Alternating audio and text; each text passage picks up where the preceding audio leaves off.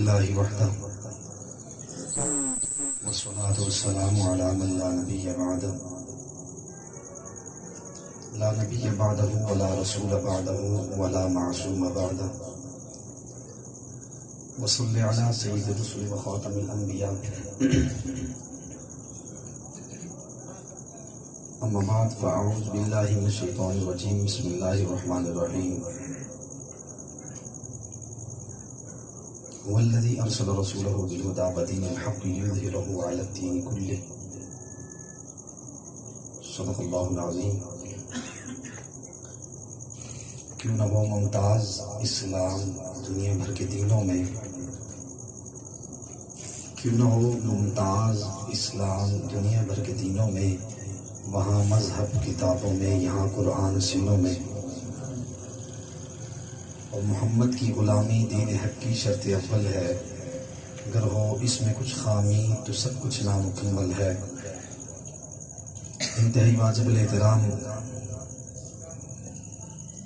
حضرات علماء اکرام، بالخصوص حضرت اقدس حضرت مولانا مفتی عمر حیدری صاحب، قاری عبدالواحد صاحب، اور اس کے علاوہ اور بھی جو احباب یہاں پر تشریف لائے، اللہ کریم ہمارا یہاں پر آنا مل بیٹھنا اپنی بارگاہ میں قبول منظور فرمائے۔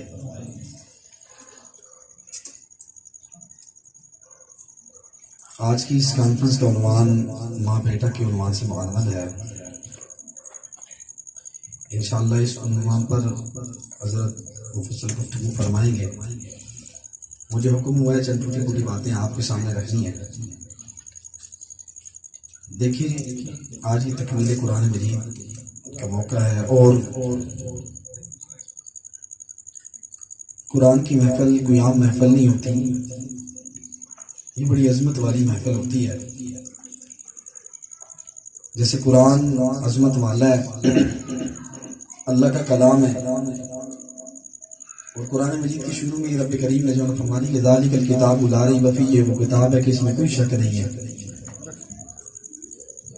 تو قرآن مجید بڑی عظیم کتاب ہے۔ آج ہم یہاں پر اکٹھے ہیں تکمیل قرآن کے موقع پر، تو اللہ کریم ہمارے یہاں پر آنا مل بیٹھنا سننا سنانا اپنی بارگاہ میں قبول منظور فرمائے۔ اور یہاں پر جن سامعین نے قرآن سنا، جن قاری صاحب نے قرآن مجید سنایا، اللہ کریم ان کی عمر میں عزت آبرو میں برکت عطا فرمائے۔ آج ہم یہاں پر اکٹھے ہیں ماں بیٹا کانفرنس کے عنوان سے، اور پورے ملک پاکستان میں آپ جہاں دیکھیں رسول اللہ صلی اللہ علیہ وسلم کہ جانثار سیدنا علی المرتضیٰ شہید خدا رضی اللہ تعالیٰ کے یوم شہادت کے موقع پر مختلف مقامات پر پروگرام ہوئے۔ تو آج سیدنا علی المرتضیٰ شہید خدا اور سیدہ عائشہ صدیقہ جو ام المومنین سیدہ عائشہ صدیقہ رضی اللہ تعالیٰ عنہ ہیں، ان کو خراج تحسین پیش کرنے کے لیے آج کی یہ کانفرنس منعقد کی گئی ہے۔ اما عائشہ صدیقہ نبی کریم صلی اللہ علیہ وسلم کی لاڈلی زوج ہیں، اور نبی کریم صلی اللہ علیہ وسلم حضرت عائشہ صدیقہ رضی اللہ عنہ سے بے انتہا محبت کیا کرتے تھے، اور کتنی ہی خوش نصیب ہیں کہ جس وقت نبی کریم صلی اللہ علیہ وسلم دنیا سے رخصت ہوئے تو حضرت عائشہ صدیقہ رضی اللہ عنہ کی گود ہے، رسول اللہ صلی اللہ علیہ وسلم کا سر ہے، سر مبارک اللہ کے نبی صلی اللہ علیہ وسلم کے سر مبارک حضرت عائشہ صدیقہ کی گود میں، اور دنیا سے رخصت ہوتے ہوئے جاتے ہوئے بھی کہہ رہے ہیں حضرت عائشہ سے کہ عائشہ یہ مسواک چبا کر دو۔ کتنی محبت ہے، کتنا پیار ہے۔ سیدہ عائشہ صدیقہ روح زمین کی سب سے بڑی عالمہ اور اسلام میں پہلی حافظہ حکیم ہے۔ صحابہ اکرام رضوان اللہ تعالی عنہم اجمعین کو جس وقت بھی کوئی مسئلہ ہوتا ہے ایسا جو ان سے حل نہ ہو رہا تھا، وہ حضرت عائشہ صدیقہ کے پاس آتے ہیں تو مسئلہ حل ہو جایا کرتا تھا۔ حضرت عائشہ صدیقہ رضی اللہ تعالیٰ عنہ وہ عظیم وہ عظیم ماں ہیں، مومنوں کی ماں ہیں، جن کی شان میں، جن کے اوپر جب بہتان لگایا گیا، ان کے ناموس کے لیے رب کریم نے قرآن مجید میں سورہ نور کو نازل کر دیا، اور حضرت عائشہ صدیقہ رضی اللہ تعالیٰ عنہ جو ہیں ان کی کیفیت کہ جس وقت بہتان لگایا گیا، حضرت عائشہ کہتی ہے میں سمجھ رہی تھی کہ بس بتا دیا گیا ہوگا، مجھے یہ اندازہ نہیں تھا کہ اللہ کریم قرآن مجید کی پوری صورت اتار دیں گے۔ یہی حضرت عائشہ صدیقہ رضی اللہ تعالیٰ عنہ روئے زمین کی سب سے بڑی عالمہ، 2000 سے زائد ایسی روایات ہیں جو حضرت عائشہ صدیقہ رضی اللہ تعالیٰ عنہ سے منقول ہیں۔ نبی کریم صلی اللہ علیہ وسلم کا ساتھ دینے والی، نبی کریم صلی اللہ علیہ وسلم سے محبت کرنے والی، اللہ کے نبی جن سے محبت کرتے تھے وہ حضرت عائشہ صدیقہ رضی اللہ تعالیٰ عنہ ہے۔ وہ مائیں اور حضرت علی رضی اللہ تعالیٰ عنہ بیٹا، اور بیٹا بھی اتنا باکمال، اتنا عظیم، اتنی عظمت والا، دیکھا جائے خود تو ولیوں کا سردار ہے، اور اگر دیکھا جائے زوجہ محترمہ سیدہ فاطمہ خاتون جنت ہے، جنتی عورتوں کی سردار ہے۔ بچوں کو دیکھا جائے حضرات حسنین کو تو وہ جنتی نوجوانوں کے سردار ہیں، اور سسر کو دیکھا جائے تو وہ دو جہانوں کے سردار ہیں۔ تو یہ اتنے عظیم لوگ، اتنی عظیم حضرت علی المرتضی شیر خدا کی بڑی خدمات ہے دین اسلام کے لیے۔ اللہ کے نبی صلی اللہ علیہ وسلم نے کہا کہ جو کہ خیبر کا قلعہ فتح نہیں ہو رہا، کل میں جھنڈا اس کے ہاتھ میں دوں گا، کل میں جھنڈا اس کے ہاتھ میں دوں گا، وہ خیبر کا قلعہ فتح کر لے گا۔ اب صحابہ اکرام رضوان اللہ تعالی مجمعین اس انتظار میں کہ بھائی صبح ہر ایک صحابی کے ذہن میں تھا کہ میرے ہاتھ میں یہ جھنڈا ہے، لیکن اللہ کے نبی صلی اللہ علیہ وسلم نے وہ جھنڈا سیدنا علی المرتضی شیر خدا رضی اللہ تعالیٰ کے ہاتھ میں دیا، اور پھر حضرت علی المرتضی نے نبی کریم صلی اللہ علیہ وسلم کی محبت میں دین اسلام کی سربلندی کے لیے خیبر کے القموس نامی قلعہ کو پاؤں کی نوک پہ رکھ کے اس کی دھجیوں کو فضائے آسمانی پہ پیچھے چھوڑا۔ عزیزان ملت، یہ حضرات صحابہ اکرام رضوان اللہ تعالی مجمعین جو ہے، ان کی دین اسلام کے لیے بڑی قربانی ہے۔ آج آپ کے پاس یہاں پر قاری صاحب نے قرآن سنایا، آپ نے سنا، یہ کوئی اتنی آسانی سے ہم تک نہیں پہنچا، یہ کوئی اتنی آسانی سے ہم تک نہیں پہنچا، اس کی پیچھے قربانی لگی ہے۔ حضور علیہ السلام کے صحابہ اور اہل بیت کو دیکھا جائے، صحابہ اور اہل بیت کی قربانیاں لگی ہیں۔ نبی کریم صلی اللہ علیہ وسلم کے صحابہ جو ہیں ان کو تیل کے کڑاہوں میں ڈالا گیا، حضور علیہ السلام کے صحابہ کو مارا گیا، گلیوں میں گھسیٹا گیا، لیکن اللہ کے نبی صلی اللہ علیہ وسلم کے صحابہ نے لا الہ الا اللہ کی جو پیغام تھا، حضور علیہ السلام کا جو مشن تھا، جو اسلام کی سربلندی کے لیے صحابہ اور اہل بیت نبی کریم صلی اللہ علیہ وسلم کی محبت میں دین اسلام کی سربلندی کے لیے ہر موقع پر کھڑے رہے، کبھی بھی ایک قدم پیچھے نہیں ہوئے۔ یہ صحابہ اکرام رضوان اللہ تعالی مجمعین کی قربانیوں کی بدولت ہے آج آپ کے پاس اور میرے پاس قرآن مجید موجود ہے، اور اتنی عظمت والی کتاب ہے کہ جب رب کریم کے پاک رب کریم نے اپنے فرشتوں کے سامنے جب اس قرآن مجید کی تلاوت کی تو اس وقت کیا ہوا؟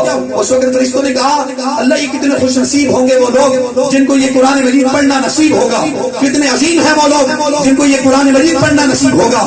آج ہمارے پاس قرآن بھی موجود ہے، آج ہمارے پاس نبی کریم صلی اللہ علیہ وسلم کا فرمان بھی موجود ہے، لیکن اس کے باوجود ہم کیا کرتے ہیں؟ ہم قرآن سے بھی دور ہیں، نبی کے فرمان سے بھی دور ہیں۔ رمضان المبارک کا عشرہ گزر رہا ہے، لیکن اس کے باوجود بھی کیفیت کیا ہے؟ ہم یہاں پر خود اپنا احتساب کریں تو ہمیں پتہ چل جائے گا ہم کتنی تلاوت کرتے ہیں، ہم رمضان المبارک کا روزہ رکھ کر کتنا اپنے آپ کو محفوظ کرتے ہیں۔ لیکن یاد رکھیے صحابہ اور اہل بیت حضور علیہ السلام کے صحابہ کی سیرت اگر ہم اس کو فالو کریں گے، ہم اس کو دیکھیں گے تو اس میں کامیابی ہے کہ اس طرح کہ بھئی صحابہ اکرام نے رمضان کو کس طرح گزارا ہے، کس طرح قرآن مجید کو اپنے سینوں سے لگایا ہے۔ حضرت زرار کہتے ہیں نبی کریم صلی اللہ علیہ وسلم کے صحابی ہیں، اب دیکھیں قرآن سے نسبت ہوگی، رسول اللہ سے نسبت ہوگی، اور نسبت کیسی کہ رسول اللہ صلی اللہ علیہ وسلم کے کہتے ہیں حضرت زرار کہتے ہیں میں اس چکر میں نکلا کہ میرا ذہن یہ تھا کہ آج میں دسترازی کروں گا معاذ اللہ رسول اللہ صلی اللہ علیہ وسلم کے اوپر، تو ایسا ہوا کہ حضرت زرار کہتے ہیں کہ میں جب گیا بیت اللہ کا طواف کر رہا تھا، اس بیت اللہ کے طواف کے موقع پر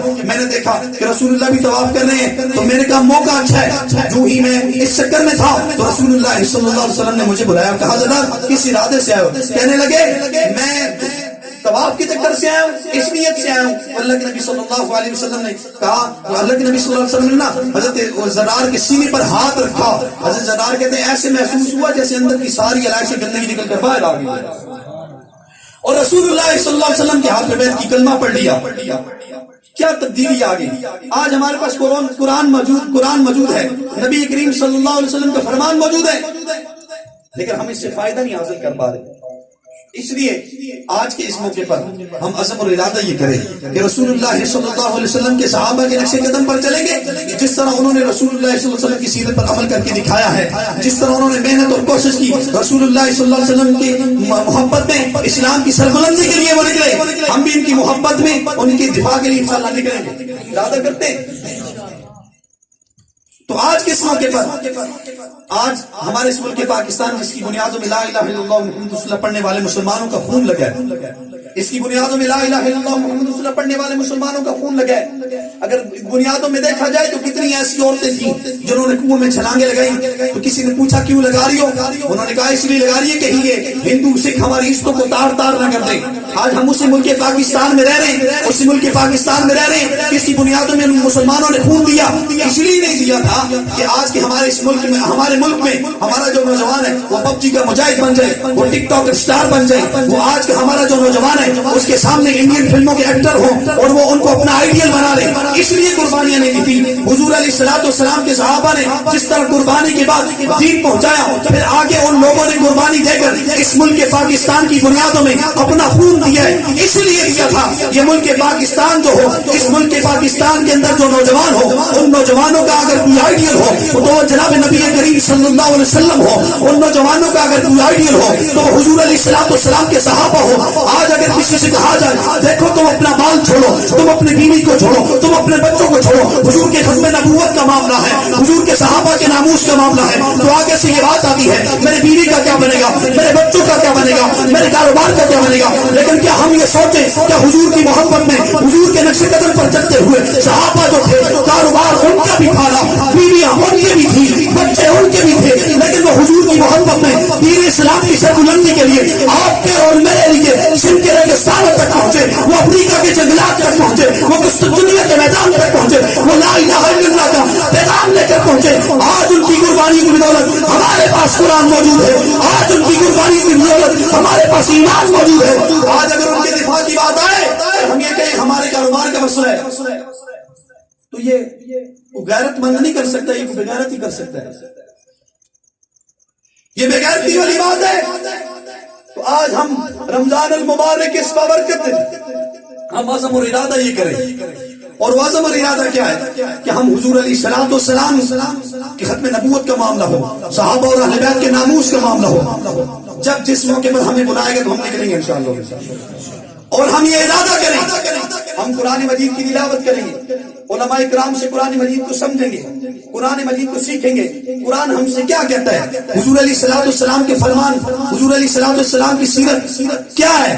ہم آج یہ عزم اور ارادہ کریں، ہم علماء سے سیکھیں گے تاکہ ہم آنے والے مستقبل میں ہمارے بچے جو ہیں ان کے سامنے حضور کی سیرت ہو، اللہ کا قرآن ہو، وہ اپنی زندگی قرآن کے احکامات کے مطابق گزاریں، رسول اللہ صلی اللہ علیہ وسلم کی سیرت کے مطابق گزاریں. آج ہماری کیفیت یہ، ہم اپنے آپ کو مسلمان کہتے ہیں، ہم اپنے آپ کو مسلمان کہتے ہیں، لیکن کیفیت کیا ہے؟ کیفیت یہ ہے کہ ہم قرآن سے دور ہیں، رسول اللہ صلی اللہ علیہ وسلم کے فرمان سے دور ہیں. ہماری کیفیت کیا ہے؟ ہم اگر کسی سے کہتے ہیں، میں نے ایک دفعہ جمعے میں کہا یار دیکھو بد نظری سے بچوں اپنی نظروں کی حفاظت کرو، دیکھو کسی کی ماں بہن بیٹی کی طرف گندی نظر سے نہیں دیکھنا چاہیے.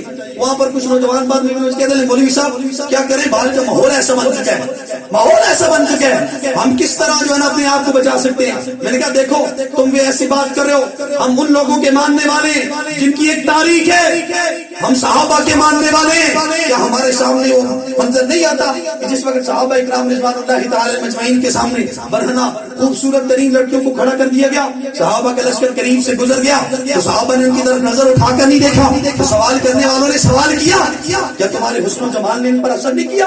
تو جواب انہوں نے دیا کہ ہاں ہمارا حسن و جمال تو ہے، لیکن انہوں نے تو ہماری طرف نظر اٹھا کر نہیں دیکھا، یہ تو کوئی انسان نہیں فرشتے لگتے.